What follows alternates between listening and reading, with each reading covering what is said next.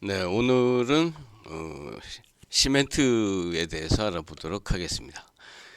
시멘트는 콘크리트를 만드는데 가장 중요한 재료이기 때문에 건축공학과 학생들에게는 매우 중요한 재료 중에 하나라고 이렇게 보시면 되겠습니다. 에, 뭐, 그래서 콘크리트를 구성하고 있는 재료를 먼저 살펴보면은 그게 이제 시멘트하고 그 다음에 이제 골재, 그 다음에 이제 혼화재료라고 하는 첨가제가 들어간다고 보시면 되겠습니다. 그래서 기본적으로는 이제 시멘트는 물과 혼합해서 결국 시멘트 페이스트라고 하는 일종의 접착제죠. 끈적끈적한 이제 접착제가 만들어지고 어, 여기에다가 이제 모래를 섞으면은 우리가 흔히 얘기하는 몰탈입니다. 그래서 뭐 미장이라든가 이런 데 사용하고 있는 몰탈이 결국은 시멘트 페이스트에다가 모래를 넣은 거라고 보시면 되겠죠. 결국 모래는 우리가 장골재라고 이렇게 얘기를 하고 있습니다. 콘크리트에 있어서는 이제 굵은 골재를 같이 포함을 하게 되겠죠. 그래서 시멘트 페이스트와 골재를 혼합하면은 이것이 이제 통상 콘크리트다 라고 보시면 되겠고, 여기에 이제 콘크리트의 성능을 갖다가 보완 내지는 뭐 추가하기 위해서 첨가하는 재료가 이제 혼화 재료입니다.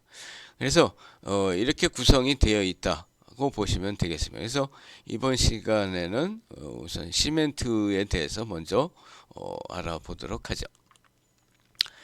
뭐 시멘트라고 하는 것이 방금 얘기한 것처럼 일종의 접착제 역할을 하는 것으로서 고대에서부터 많이 사용이 되어 왔다고 얘기를 하고 있습니다. 그런데 그 성능이라 그럴까 경화하는 그 메커니즘은 크게는 이제 두 가지가 있습니다. 하나는 이제 기경성. 기경성이라고 하면은 공기와 접해서 결국은 경화되는 거를 얘기를 하고, 이제 수경성. 수경성은 이제 물과 혼합해서 경화하는 것을 이제 수경성이라고 그렇게 얘기를 하고 있습니다. 그래서 기원 전에는 결국은 뭐 석고나 석회질, 그다음에 화산재, 그다음에 이제 뭐 점토를 포함한 석회석으로 만드는 로만 시멘트. 뭐 비교적 여기서 로만 시멘트라고 하면은 가장 뭐 그 중에서는 근대적인 방법이라고 보시면 되겠죠. 그래서 이러한 것들이 우리는 천연 시멘트라고 부르고 있습니다. 왜냐하면 지금 생산하고 있는 시멘트는 이제 공업적으로 제품 생산이 되고 있기 때문에 이제 인공 시멘트고, 그 전에는 이렇게 천연 시멘트를 사용을 했다. 그래서 뭐 이집트 시대, 그다음 뭐 로마 제국 시대, 뭐 이때 주로 그러한 천연 시멘트 등을 사용해 왔다고 그렇게 보시면 되겠습니다. 그러다가 이제 결국 지금 사용하고 있는 시멘트와 뭐 거의 유사한 초기의 시멘트를 우리가 포틀랜드 시멘트라고 부르고 있습니다. 지금 포틀랜드 시멘트 뭐 사용하고 있는 시멘트의 뭐 90% 이상이 다 포틀랜드 시멘트라고 보시면 되는데, 이것을 처음 발명한 사람은 영국의 벽돌공인 조셉 아스푸딘이 발명했다고 얘기하고 있습니다. 그래서 이 사람은 석회석을 소성해서 분쇄해 갖고 이것으로서 이제 포틀랜드 시멘트, 지금의 포틀랜드 시멘트와 뭐 거의 같은 재료를 만들었다고 얘기를 하고 있습니다. 지금 그림에 보시는 것은 이제 그때의 이제 특허 내용이죠. 특허 내용입니다. 그래서 이것이 1824년에 특허가 얻어졌다라고 보시면 되겠습니다. 이것은 지금 조셉 아스푸딘의 아마 생가죠. 그래서 그 사람이 이제 포틀랜드 시멘트를 발명을 했는데 왜 포틀랜드 시멘트라고 부르는고 하니 그것은 영국의 포틀랜드 섬에서 생산되는 석재인 석회석과 뭐 결국 유사한 색을 갖고 있다고 해서 포틀랜드 시멘트라고 이름이 붙여졌고 그것은 아직까지도 그렇게 불리워지고 있다고 생각하시면 되겠습니다.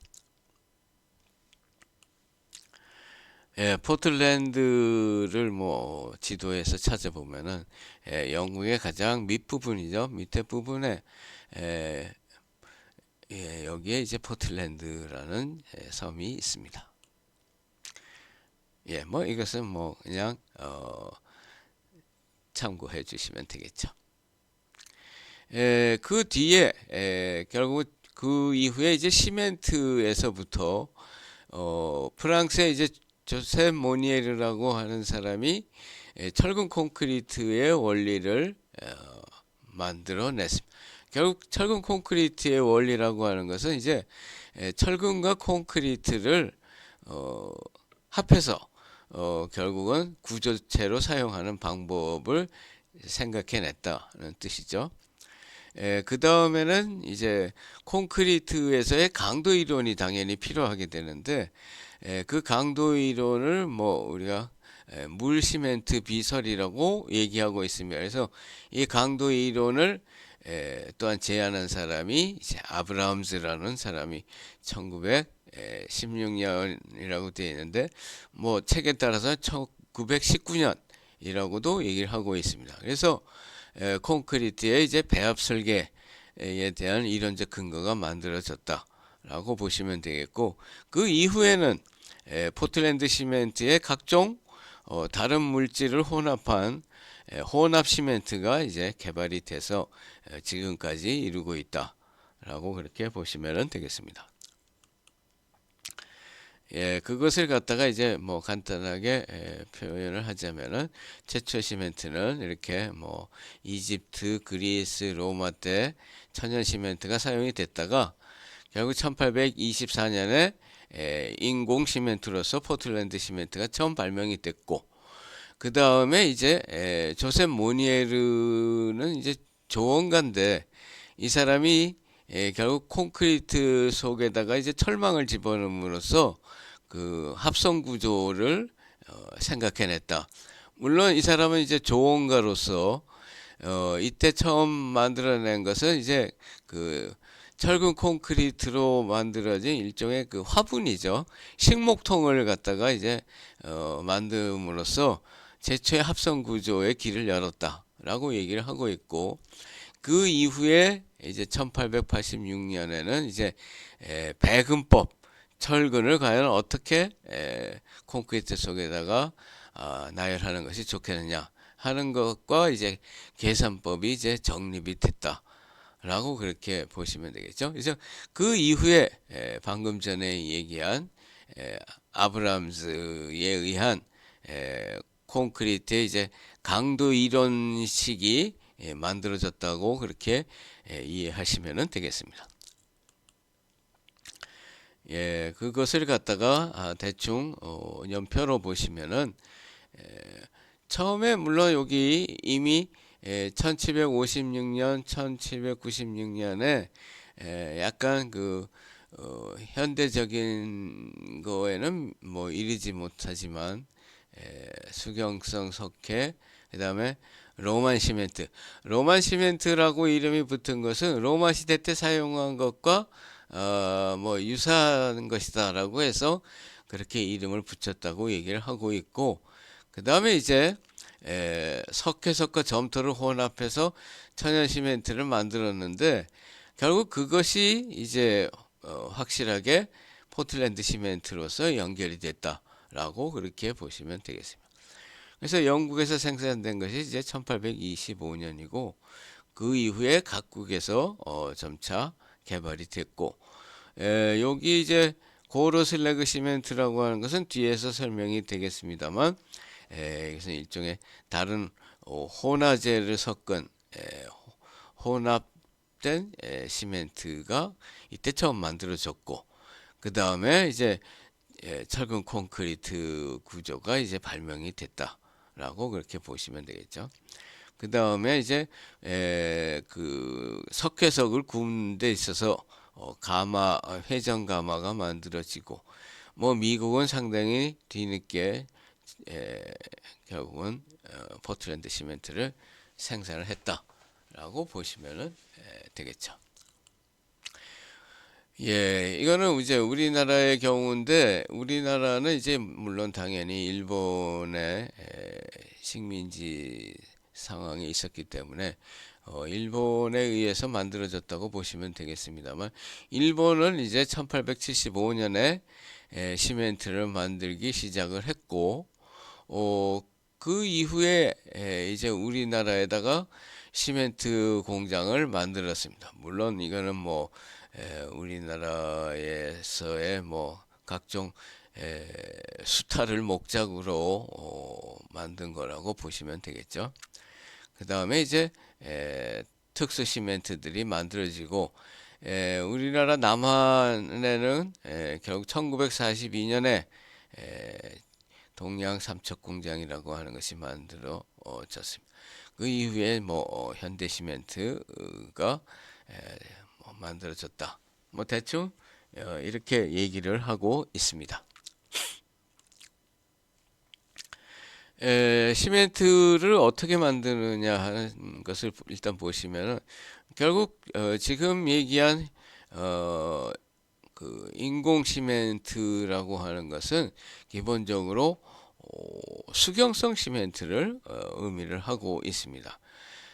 그리고 포틀랜드 시멘트는 석회석과 점토를 주 원료로 하고, 여기에 기타 약간의 첨가제를 섞어서 제조를 하고 있습니다. 석회석은 이제 산화칼슘이 주 성분이죠. 그래서 점토는 이제 규산, 그다음에 알루미나 산화철 등이 포함이 되어 있습니다. 그래서 이것을 갖다가 뭐 섞어서 기본적으로 소속로에서 굽는 거죠. 1400도로 구워서 이거를 갖다가 분쇄해서 그 분쇄한 데에다가 이제 석고를 섞습니다. 이거는 이제 응결 조정제라고 되어 있는데, 결국 응결 시간을 어느 정도 조정하기 위한 목적이라고 보시면 되겠죠. 이렇게 해서 분쇄해서 제조를 하고 있습니다. 한편 그 원료를 이제 배합할 때 습식법, 건식법, 반건식법이 있다고 얘기를 하고 있습니다. 이것은 결국 물을 같이 섞어서 배합을 하느냐, 아니면 그냥 건식으로 하느냐, 아니면 뭐 그 중간으로 하느냐라고 그렇게 보시면 되겠죠. 뭐 고급은 이제 습식법이고, 건식법은 이제 경제적인 방법이라고 우리가 흔히 얘기하고 있습니다.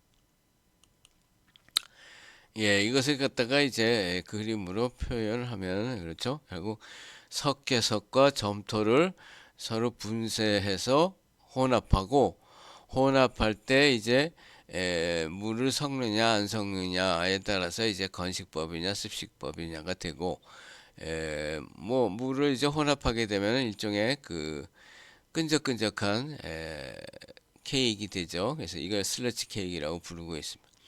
이것을 갖다가 결국은 소성을 하죠. 가마에 넣어서 1400도로 소성을 해서 그 다음에 이제 냉각을 시킵니다. 물론 여기 일종의 그 탓덩어리가 만들어진다는 뜻이죠. 그 클링커라고 부르고 있습니다. 여기에 이제 석고를 함유시켜서 이거를 분쇄합니다. 분쇄할 때 이제 분말도라고 얘기를 하고 있는데, 이걸 얼마나 그 입자가 미세하냐를 표현하는 방법이죠. 그래서 제곱 센티미터 퍼 그램으로 되어 있습니다. 즉 그램당 그 가루의 표면적이죠. 결국 분말도가 크면 클수록 미세하다라고 보시면 되겠죠. 그래서 분쇄해서 이것을 포장을 하는 거죠. 포장할 때는 일종의 그 방수 포장이죠. 물기가 들어가면 안 되겠네. 방수 포장을 해서 저장을 하는 이러한 과정을 거친다고 보시면 되겠습니다. 뭐 시멘트의 용도는 실상 다양해서 뭐 미장용이냐, 이걸 벽에다 이제 바르는 거죠. 아니면 조정용이냐, 뭐 벽돌을 쌓느냐, 아니면 뭐 타일 같은 거에 접착용이냐, 아니면 줄눈용이냐 등의 구분 생산이 되고, 물론 당연히 일반적인 콘크리트 제조용으로도 나오고 있죠. 그것이 이제 대개는 방습지로 한 포대에 40kg로 포장이 되어서 나오고 있고, 뭐 최근에는 이제 모래까지 이제 같이 섞어서 물만 섞으면은 바로 이제 DIY로 할 수 있는 제품도 나와 있습니다. 시멘트 한 포대 중량 우리나라 40kg라고 했습니다만 독일과 일본은 50kg으로 하고 있고, 국제 규격은 이제 42.637kg입니다. 이것은 뭐 굉장히 애매한 숫자로 되어 있는 이유는 1큐빅피트, 목재 때 얘기했었죠. 1큐빅피트의 무게가 결국은 94파운드인데, 결국 이 94파운드를 킬로그램으로 환산하면 42.637kg이 된다는 뜻입니다. 그렇게 이해하시면 되겠죠. 그래서 뭐 시중에 많은 시멘트가 나와 있습니다만, 여기 나와 있죠. 일단 KS에서는 KSL 5201 1종이라고 되어 있죠. 1종이 이제 보통 포틀랜드 시멘트입니다. 그래서 양은 네트로 40kg가 한 포대다 라고 그렇게 이해하시면 되겠죠. 그 다음에 이제 시멘트의 조성광물이라고 하는 것이 있는데, 이것이 굉장히 실상 어려운 부분 중에 하나입니다. 시멘트가 이제 소성 공정에서 어떤 광물질들이 만들어지는데, 그것이 이제 결국은 시멘트의 물성을 지배한다고 얘기를 하고 있습니다. 그래서 네 가지의 그런 조성 광물이 형성이 된다고 얘기를 하고 있습니다. 그래서 그것의 이제 종류를 보면은 이제 규산 3석회, 뭐 다른 말로 석회는 규산 3칼슘이라고도 부르고 있습니다. 규산 2석회, 규산 2칼슘, 뭐 알루민산 3석회, 이것도 뭐 석회는 다 칼슘이라고도 부르고 있습니다. 그 다음에 알루민산 철 4석회, 이렇게 네 가지가 만들어지는데, 그것이 갖고 있는 의미가 뭔고 하니, 이것들이 결국은 갖고 있는 성질이 각기 다 다르다 라고 보시면 되겠습니다. 우리가 시멘트에서 중요한 거, 가장 중요한 거는 뭐겠습니까? 역시 강도죠. 강도입니다. 왜냐하면 이것이 이제 콘크리트의 강도를 좌우하기 때문에 강도가 일단 중요하고, 그 다음에 이제 수화 반응 속도, 결국 이것은 얼마나 빨리 경화하느냐 하는 것을 이제 결정하는 게 있죠. 그 다음에 또 하나가 수화열이 있습니다. 수화열은 결국 수화 반응을 일으키면은 거기에서 열이 발생하는데, 이것을 수화열이라고 부르고 있습니다. 그럼 여기에서 뭐 강도는 당연히 이제 클수록 당연히 좋겠죠. 수화 반응 속도는 적정해야 좋습니다. 적정 속도를 가져야 실상 제대로 경화가 된다고 봐도 되겠죠. 수화열은 실상 낮은 것이 좋습니다. 왜? 수화열이 많아지면은, 높아지면은 열 응력에 의해서 실은 균열 등이 발생할 우려가 있습니다. 따라서 수화열은 작은 것이 실은 좋다고 그렇게 보시면 되겠습니다. 수화 반응 속도도 경우에 따라서는 빠른 것이 결국은 필요할 경우도 물론 당연히 있다고 볼 수 있겠죠. 그다음에 이제 강도의 경우에 보면은 지금 재령 28일이라고 하는 얘기가 나와 있는데, 일반적으로 시멘트가 물과 혼합한 뒤에 결국은 28일 수화 반응이 일으켜서 28일이 돼야 완전하게 경화를 마치고 강도를 발현한다고 그렇게 얘기를 하고 있습니다. 따라서 우리가 콘크리트에서도 흔히 28일 강도를 얘기를 하고 있습니다. 즉 4주죠. 그래서 일반적으로 시멘트는 4주에 이제 완전히 경화하는 걸로 그렇게 보편적으로는 얘기를 하고 있습니다.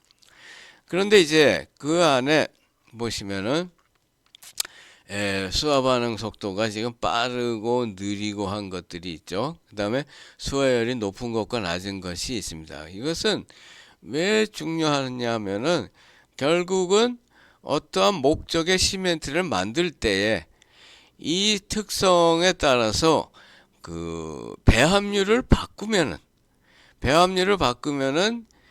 그 시멘트의 성질을 바꿀 수 있다 라는 뜻이죠.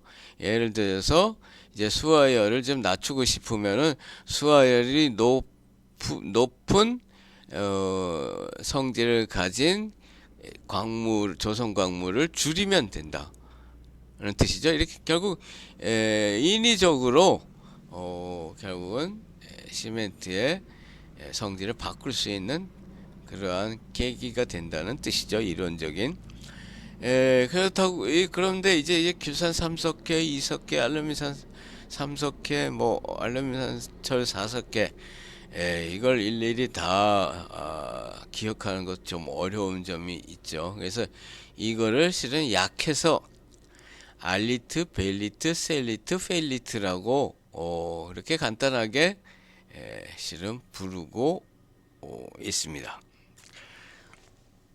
일단 이것을 이제 참조해 주시고 뒤에 이제 여기에 대한 것들이 설명이 나오겠습니다. 여기에 약호가 있죠. 약호 규산 3석회 C3S, 2석회 C2S, 알루민산 3석회 C3A, 알루민산철 4석회 C4AF라고 약호를 또한 사용한다는 점 알아주시면 좋겠습니다. 그래서 이제 시멘트의 이제 수화 반응을 설명을 해야겠죠. 수화 반응에 그 영향을 미치는 것은 이제 시멘트의 분말도, 아까 분말도 이제 얼마나 입자가 미세하냐, 그 다음에 거기 들어가는 물의 양, 그 다음에 그것의 온도, 그 다음에 거기에 섞이는 이제 첨가제의 유무 등에 의해서 영향을 받는다 라고 그렇게 일단 보시면 되겠습니다. 그래서 물과 혼합하면은 수화 반응이 이제 일어나게 되는데, 그때 이제 생성된 경화체를 우리가 지금 토버머라이트라고 하는 화합물이 만들어지고, 그 다음에 이제 수산화칼슘이 만들어집니다. 그래서 수산화칼슘이라고 하는 것은 실상 OH기를 갖고 있죠. 그래서 알칼리성이다. 기본적으로 결국 시멘트는 경화하면 알칼리성을 띈다 라고 그렇게 이해하시면 되겠죠. 그 다음에 이제 아까 얘기했었던 조선광물 중에 C3A와 C4AF가 석고와 물과 반응해서 초기에 에트린가이트라고 하는 팽창성 침상 결정을 만듭니다. 침상 결정이라고 하는 것은 이제 바늘 형태의 결정체를 만든다는 뜻이죠. 결국 이것이 일종의 경화체를 만드는 과정이 된다고 그렇게 보시면 됩니다. 예, 이게 지금 그 침상 결정이죠. 결국 이 침상 결정이 이제 팽창성 침상 결정이라서 얘가 뭐 계속 많이 생기게 되면은 점차 어떻게 됩니까? 결국 그 수화물이 공극이 점차 없어지고 점점 단단한 고형체가 만들어지죠. 그렇게 함으로써 이제 경화가 일어난다라고 그렇게 이해하시면 되겠죠. 예, 지금 이것은 시멘트 페이스트, 뭐 시멘트 페이스트라고 한 건 물과 시멘트 섞은 거죠. 그 수화 작용에 따른 그 내부 조직의 변화를 한번 보시죠. 지금 이쪽은 양이죠, 어마운트. 이쪽은 이제 흔히 나이죠. 나이, 즉 시간이죠. 흔히 뭐 수령이라고도 얘기합니다만 에이지죠. 지금 여기에는 이제 분단위, 시간단위 여기 날이 되어 있습니다만 지금 이것을 보시면은 맨 처음에 물과 혼합하면은 1시간 동안은 실은 아무 반응이 일어나지 않습니다. 그래서 이것을 도먼트 피리어드라고 하고 결국 일종의 그 휴식기라 그럴까, 아무것도 하지 않는 휴면기죠. 1시간 이후서부터는 이제 응결을 시작을 합니다. 결국 여기에서 점점 이렇게 침상 결정이 만들어지게 되죠. 침상 결정이 만들어집니다. 점차 그것이 많이 팽창하면서 만들어지는 거죠. 지금 그것을 보면은 결국 1시간 이후서부터 결국 여기 파이버, 즉 섬유 형태라는 뜻이죠. 섬유 형태가 마구 늘어나기 시작합니다. 그래서 쇼트 파이버도 생기고 롱 파이버도 생기고 그 다음에 이제 수산화칼슘도 생기고 뭐 여기 에틸린 가이트도 생기고 이것들이 각기 다 생기기 시작하죠. 결국 응결이 1시간 이후에 시작이 돼서 그 다음에 점차 24시간이 지나면 그 다음부터는 점차 경화되기 시작한다. 즉 조직이 치밀해지면서 단단해지기 시작하는 거죠. 결국 그것이 이제 계속 진행이 되는 것이 언제까지냐? 28일까지 계속 진행이 돼서 28일 이후에는 이것이 점차 다 안정권에 대해서 더 이상 증가되지 않죠. 수평화됩니다. 그래서 결국 우리가 28일 강도를 얘기하는 이유는 28일에 돼서 결국 경화가 완성된다 라고 그렇게 보시면 되기 때문에 그렇죠. 여기 포로시티라고 하는 것은 공극이죠.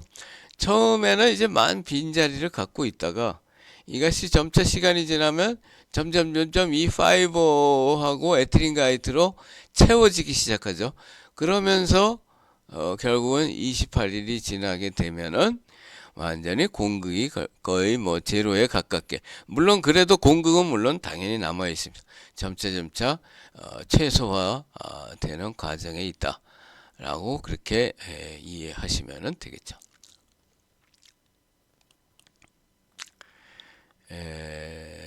그 다음에 이제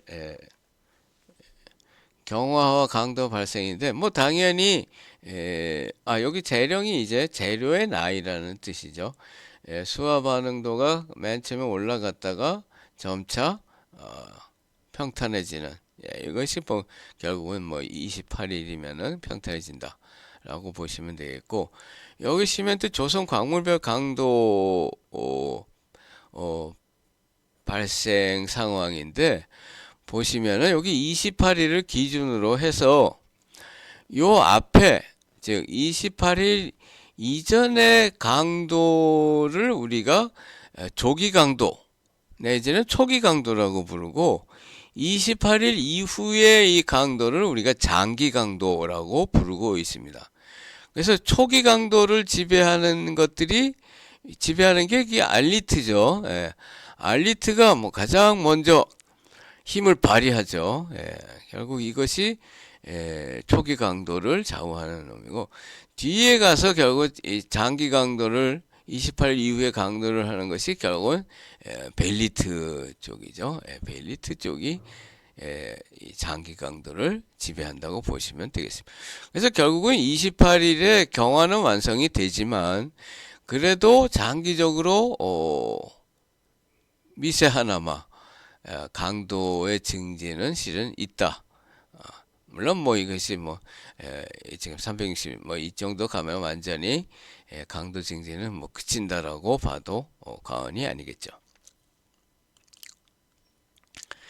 그래서 응결 초기 단계의 반응에 의해서 결국은 그 침상 결정들이 생기는 과정을 우리가 응결이라고 했고, 응결이 완성돼서 그 다음에 을 우리가 경화라고 그렇게 얘기를 했습니다. 즉 응결이라고 하는 것은 수화 반응에 의해서 결국 액체 상태에서 고체 상태로 바뀌는 과정을 우리가 응결이라고 얘기를 하고 있고, 보통 시멘트의 응결은 그 표준적인 그러니까 일종의 반죽질기라는 뜻이죠. 반죽된 그 질기에서 초결 1시간 이후 종결 10시간 이내를 요구한다라고 하는 것은 결국은 1시간 서부터 10시간 사이에 응결이 일어나도록 요구를 하고 있다. 이것이 가장 바람직한 그 수화 반응의 속도다라고 그렇게 얘기를 하고 있습니다. 그 이후에 점차 그 수화물이 증가가 되면은, 즉 토보모라이트가 증가가 되는 거죠. 즉 에트린가이트에서 토보모라이트가 돼서 강도를 만들어가는 과정을 경화라고 한다라고 얘기를 하고 있습니다. 뭐 경화된 시멘트 페이스 안에도 결국은 이제 시멘트와 뭐 수화물, 계열수, 자유수, 공극 등으로 이루어져 있습니다. 그래서 이 수화물이라고 하는 것이 뭐 결국 화학적으로 결합된 결합수를 함유하고 있어서 이 결합수가 수화 상태까지 얼만큼이 필요하냐? 곧 시멘트 중량의 25% 정도가 필요하다고 얘기를 하고 있습니다. 여기 25%라고 하는 것은 중량비죠. 최적비가 아니고 중량비를 얘기하고 있고, 또한 수화물의 표면에 흡착된 겔수, 약간 끈적끈적한 젤리 같은 그 겔수는 완전하게 수화한 경우 약 15% 정도라고 얘기를 하는데, 결국 이 두 가지가 합해져서 결국 수화 반응에 필요한 물의 양이 되겠죠. 곧 이것이 40%입니다. 즉 수화 반응에 필요한 최소한의 물의 양은 시멘트 중량의 약 40%이다 라는 점을 일단 알아주시면 좋겠죠. 한편 응결 시간은 시멘트 분말도가 미세할수록, 그 다음에 물의 양이 적을수록, 그 다음에 온도가 높을수록 짧아진다 라고 그렇게 얘기하고 있습니다. 그 다음에 이제 수화열인데, 포틀랜드 시멘트는 수화 반응과 함께 발열하기 시작합니다. 그래서 이것을 우리가 수화열이라고 하고 있고, 이 수화열도 결국은 그 수화 속도에 달렸죠. 수화 속도가 빠르면 빠를수록 수화열이 많이 나온다고 보시면 되겠죠. 결국 여기서 뭐 물시멘트비라고 하는 것은 물과 시멘트의 비율, 즉 이거는 물 퍼 시멘트죠. 시멘트 분의 물의 양, 이것이 물시멘트비입니다. 그 다음에 수화 온도, 분말도 등의 영향을 당연히 받는다. 라고 그렇게 보시면 되겠죠. 그래서 이제 수화 반응이 빨라지면은 수화열이 높아진다라고 그렇게 보시면 되겠습니다. 그래서 수화열이 실은 뭐가 문제인고 하니 아까도 언급한 바와 마찬가지로 열응력에 의해서 결국은 균열이 발생할 수 있다.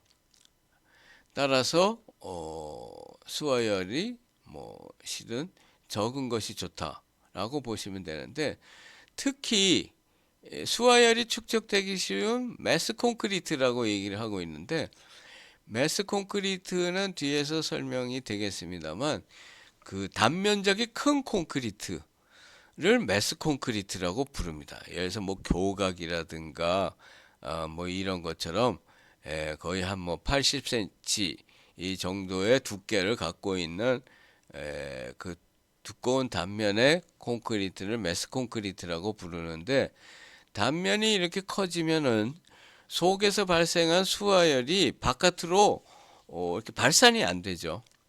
발산이 안 되기 때문에 수화열이 축적되기 쉽고, 수화열이 축적되면은 결국 열응력이 발생하기 쉬워서 결국 균열이 생긴다라고 얘기를 하고 있습니다. 그래서 이 단면적이 큰 매스 콘크리트에서는 수화열을 낮추기 위한 각종 그 방법을 도입을 해야 됩니다. 특히 수화열 발생이 큰 아까 그 알리트와 같은 것을 줄여야 되겠죠. 포틀랜드 시멘트의 이제 종류가 지금 뒤에서 설명이 되겠습니다만, 보통 포틀랜드 시멘트가 있고, 조강, 이건 빨리 강도를 발현시킨다는 뜻이죠. 초조강은 그거보다 더 빨리. 중용열은 그 수화열을 적정하게 발생시키는 시멘트를 중용열 시멘트라고 부르고 있습니다. 그래서 지금 여기 수화열이 당연히 중용열 시멘트가 가장 적게 되어 있고, 초조강이 가장 발열량이 크게 되어 있죠. 네. 그래서 보통은 이 정도다 라고 보시면 되겠죠. 보통은 이 정도. 그래서 그거보다 조강이나 초조강의 경우에는 발열량이 많고, 중용열의 경우에는 발열량이 적다. 결론적으로 미리 얘기를 하자면은 매스 콘크리트처럼 단면적이 큰 부위에는 중용열 포틀랜드 시멘트를 사용을 해야만 열응력에 의한 균열을 방지할 수 있다라고 그렇게 이해할 수 있습니다. 매스 콘크리트의 예를 들자면 이렇게 댐과 같은 경우도 실상 밑에 이 단면이 엄청 크죠. 그래서 이 가장 깊은 곳에서 수화열이 빠져나오지 못하죠. 그래서 그렇게 되면은 결국 이제 균열이 생기고, 균열이 생기면 결국 이 댐이 파괴될 수도 있다는 얘기가 되겠죠. 그래서 이런 데서 이제 수화열이 이제 중요하다. 이것도 이거는 약간 장난스러운 사진이기는 합니다만, 이런 교각 같은 거 이것도 다 사실상 수화열이 축적되기 쉬운 부분이다 라고 그렇게 보시면 되겠죠. 그러한 이제 매스 콘크리트에서는 이렇게 수화열을 갖다가 미리 분석을 해서 그 위험도를 낮추는 방법을 써야만 하겠죠. 매스 콘크리트의 그 정의가 여기 있습니다만, 부재 단면의 최소 치수가 80cm 이상이고, 수화열에 의한 콘크리트 내부의 최고 온도와 외기 온도의 차가 25도 이상 나는 경우의 콘크리트다. 결국 온도 기울기가 25도 이상 생기면은 열응력이 발생한다는 뜻이죠. 근데 실제로 그러면 이제 건축에서 부재 단면 치수가 80cm 이상인 데가 있겠느냐? 뭐 딱 한 군데 있습니다. 그것은 어딘고하니 기초죠. 기초. 그래서 기초의 경우에 기초 콘크리트에서는 이 수화열에 의한 것을 검토해야 된다라고 그렇게 이해하시면 되겠습니다. 그 다음에 이제 풍화. 시멘트에서 풍화된다고 하는 것은 시멘트가 습기를 빨아들여 갖고 잘못된 수화 반응이 뭐 미리 생기는 거죠. 그래서 잘못된 수화 반응에 의한 수산화칼슘과 공기 중에 탄산가스, 이산화탄소가 작용해서 탄산칼슘이 만들어지는 것을 이제 풍화라고 얘기를 하고 있습니다. 결국 이것이 제대로 된 그 수화 반응이 아니기 때문에 그 이전에 뭐 이런 수화물이 만들어지면은 정상적인 수화 반응이 만들어지지 않게 되겠죠. 따라서 우리가 시멘트를 보관할 때는 당연히 공기하고도 접촉이 되지 않고 물과도 습기와도 접촉이 되지 않도록 보관을 하는 것이 중요하다라고 그렇게 얘기하고 있습니다.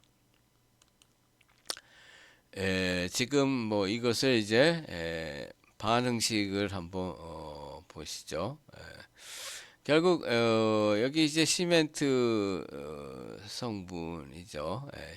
시멘트 성분에다가 결국 이제 뭐 이것이 일종의 수화 반응이나 마찬가지인데 시멘트 성분에 각기 물을 섞으면은 결국은 수산화칼슘이 만들어지죠. 뭐 이 두 경우 다 수산화칼슘이 만들어지게 됩니다. 그래서 여기 CaOH2가 만들어지고 이 수산화칼슘에 결국은 탄산가스, 이산화탄소가 반응하게 되면은 CaCO3, 즉 탄산칼슘이 만들어지는 거죠.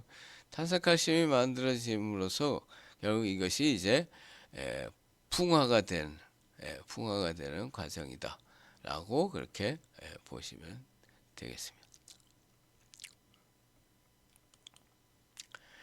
그래서 시멘트를 우리가 저장을 할 때 결국 저장한 뭐 장소에 따라서 점차 강도가 떨어진다는 뜻이죠.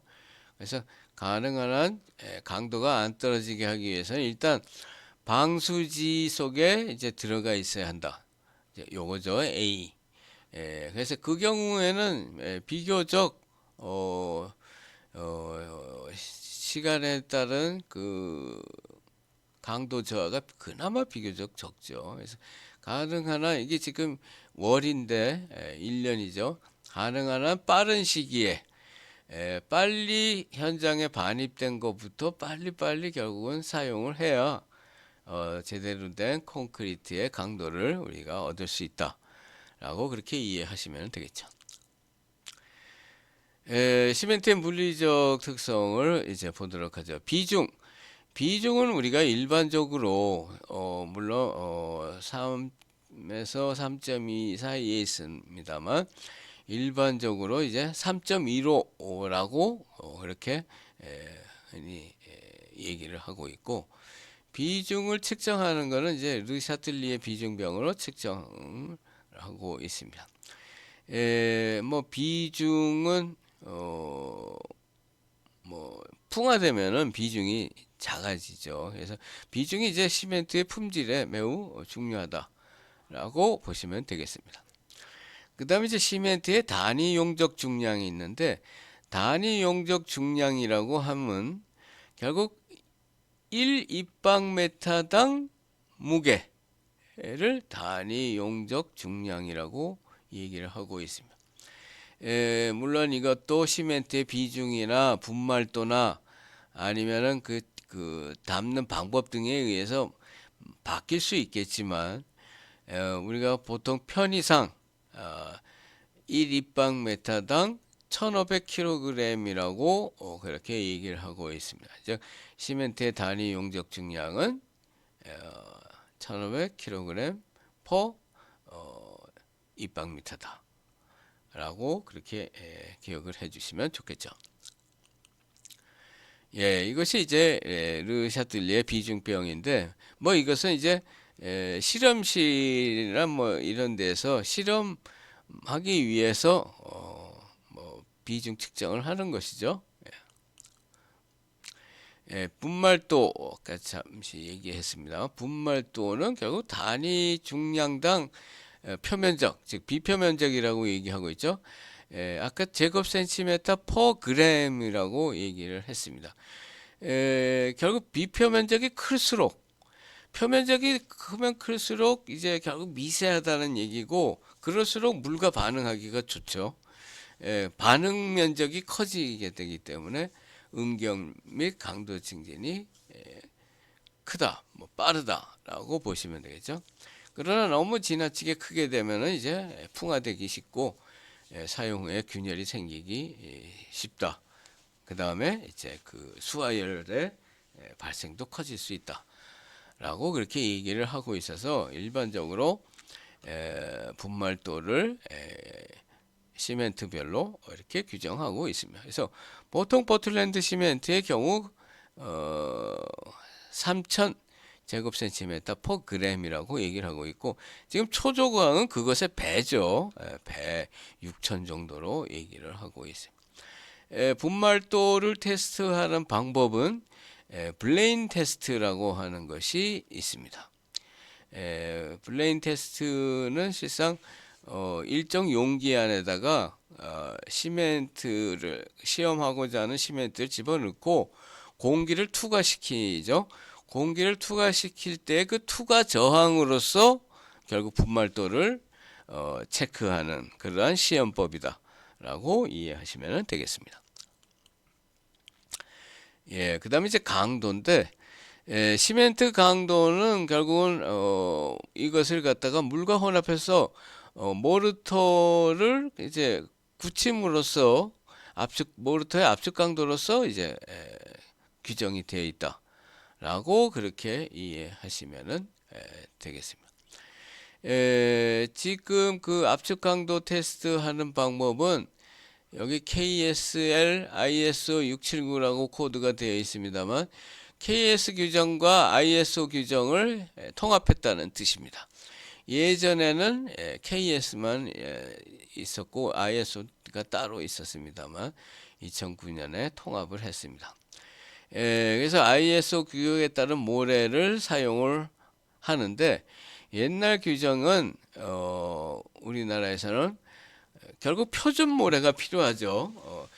시험할 때마다 서로 다른 뭐 모래를 사용하게 되면은 실상 이것이 제대로 판별을 할 수 없기 때문에 표준 모래를 써야 됩니다. 그래서 그 표준 모래, 그 표준사라고 부르는데, 이것을 KS에서는 강원도 주문진 향오리의 모래를 사용을 했습니다. 그래서 이것을 표준사라고 했고, 이것과 시험하고자 하는 시멘트를 이제 중량비로 썼고, 그 다음에 물 시멘트비를 정해서 그걸로 모르터를 만들어서 이것을 굳혀갖고 강도 테스트를 했다라고 보시면 되겠고, 결국 구 규격은 여기에 녹색으로 된 것은 옛날 KS 올리 규격이죠. 지금에 쓰고 있는 것은 특별히 이 규정, 뭐 향오리 모래의 규정은 없고, 시멘트와 그 대비 때 같이 사용하는 모래의 중량비를 1대3으로 하고, 물과 시멘트의 비를 50%로 한다 라고 그렇게 보시면 되겠습니다. 그래서 그렇게 해서 이제 테스트를 한다는 뜻이죠. 한편 이것은 모르터의 압축 강도와 콘크리트의 압축 강도를 대비한 모습인데 거의 정비례하고 있죠. 따라서 모르터의 압축 강도와 콘크리트 압축 강도 그대로 유추할 수 있다 라고 그렇게 이해할 수 있습니다. 예, 이것이 이제 표준 모래죠. 주문진 표준사라고 되어 있습니다. 시멘트 몰탈 압축 강도 시험용 규격이라고 되어 있죠. KSL 5100 이거는 구규격이다라고 보시면 되겠죠. 이거는 25kg로 뭐 일반적인 포틀랜드 시멘트 등등은 다 40kg로 되어 있습니다만 특수 시멘트 등은 대개 25kg, 뭐 이 표준사도 뭐 25kg로 되어 있습니다. 이것을 갖다가 결국 이러한 몰드에 즉 이런 형틀이죠. 이런 형틀에다가 채워 넣어서 그것을 갖다 경화시켜서 압축 강도를 테스트를 합니다. 그래서 이거 큐브 몰드라고 되어 있는 건 이거 5cm, 5cm, 5cm의 입방체를 이렇게 3개 만들게 된다는 뜻이죠. 요것은 이제 압축 및 힘 강도 시험용인데, 이것은 보시면 44cm, 4cm, 16cm짜리 3개를 지금 만들 수 있는 형틀이죠. 이거는 뭐 KSL하고 ISO 통합된 시험 방법이죠. 요거는 특별히 따로 동결 융해를 시험하기 위한 거푸집 몰드입니다. 그래서 그렇게 해서 만들어낸 것들이죠. 만들어낸 뭐 지금 이것은 좀 정식 몰탈이 아닙니다만 이렇게 해서 제작 시험체를 만들어서 이거를 갖다 이제 파괴해 보는 거죠. 그래서 파괴할 때 눌러 갖고 파괴될 때 강도, 그것을 압축 강도죠. 압축 강도를 테스트한다라고 그렇게 이해하시면 되겠습니다. 여기까지 하죠.